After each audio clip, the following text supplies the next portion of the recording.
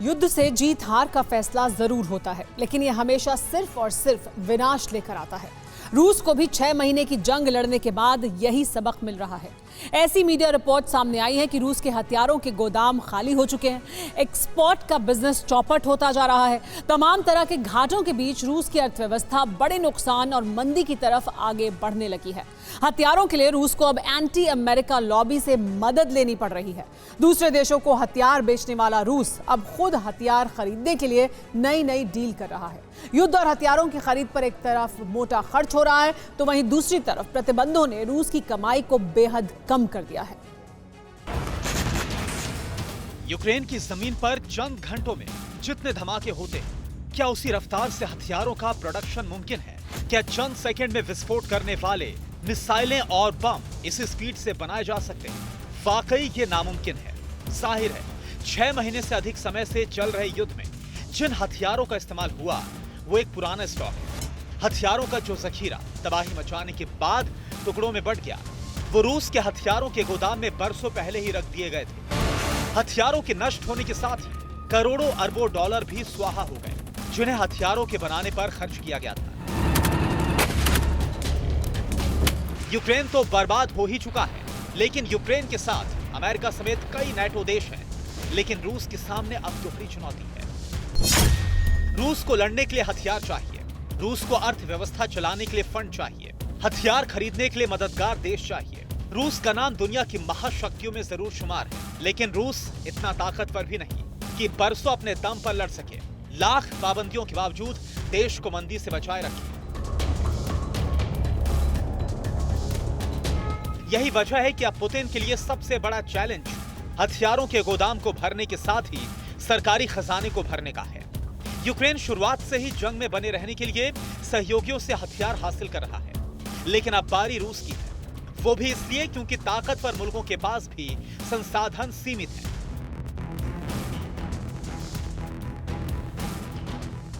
आपको जानकर हैरानी होगी कि रूस ने जिस देश के साथ बतौर सहयोगी ये डील की है, वो हर कीमत पर रूस की मदद करने को राजी है। अब अगर आप चीन के बारे में सोच रहे हैं तो आपका अंदाजा बिल्कुल गलत है, बल्कि ये वो देश हैं जो अमेरिका की अदावत में चीन से ज्यादा खतरनाक हैं। बात हो रही है नॉर्थ कोरिया की।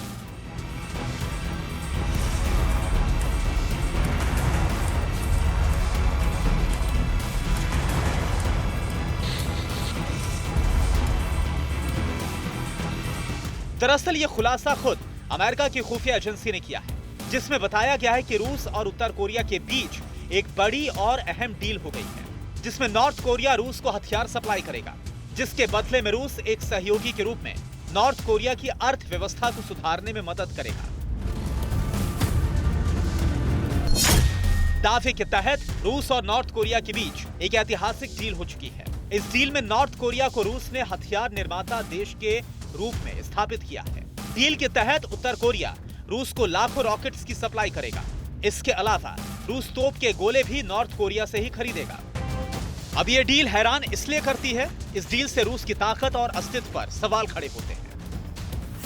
दरअसल रूस वो मुल्क है जो खुद हथियार निर्माता और निर्यातक है।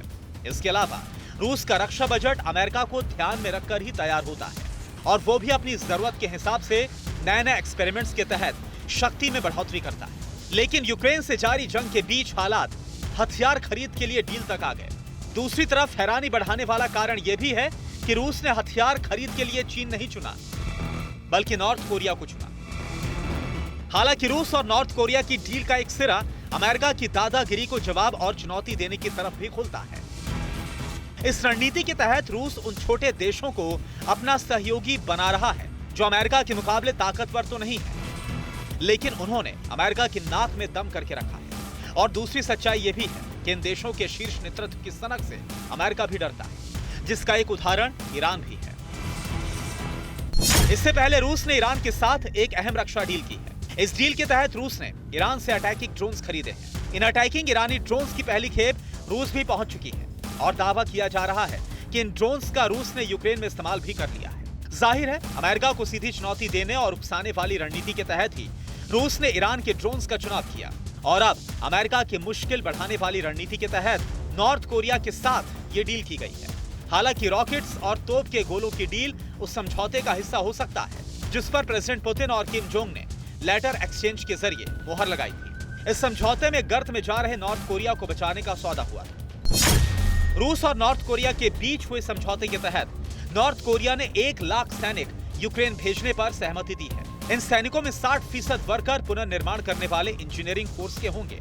इनके अलावा 40% सैनिक रूस के नियंत्रण वाले डोनबास रीजन में तैनात होंगे। इसके एवज में रूस अर्थव्यवस्था सुधारने में नॉर्थ कोरिया की मदद करेगा। रूस के लिए चिंता की बात उसकी लड़खड़ाती अर्थव्यवस्था भी है। सरकार के लिए तैयार की गई एक इंटरनल रिपोर्ट के मुताबिक रूस को एक लंबी और बड़ी मंदी का सामना करना पड़ सकता है। रिपोर्ट में कहा गया है कि यूरोप के रूसी तेल और गैस से दूर होने से क्रेमलिन की अपने बाजार की आपूर्ति करने की क्षमता पर भी असर पड़ सकता है। रिपोर्ट का अनुमान है कि 2025 तक 2 लाख IT विशेषज्ञ देश छोड़ सकते हैं। ये बहुत बड़ा ब्रेन ड्रेन का पहला आधिकारिक पूर्वानुमान है। यूरोप में गैस सप्लाई रुकने से सालाना 400 अरब रूबल का नुकसान हो सकता है। प्रतिबंध से धातु उत्पादों को सालाना 5.7 अरब डॉलर का नुकसान हो रहा है। रूबल में गिरावट और मुद्रास्फीति में तेजी आ सकती है। 6 महीनों में सकल घरेलू उत्पाद यानी कि GDP में सिर्फ 0.4% की गिरावट आई है।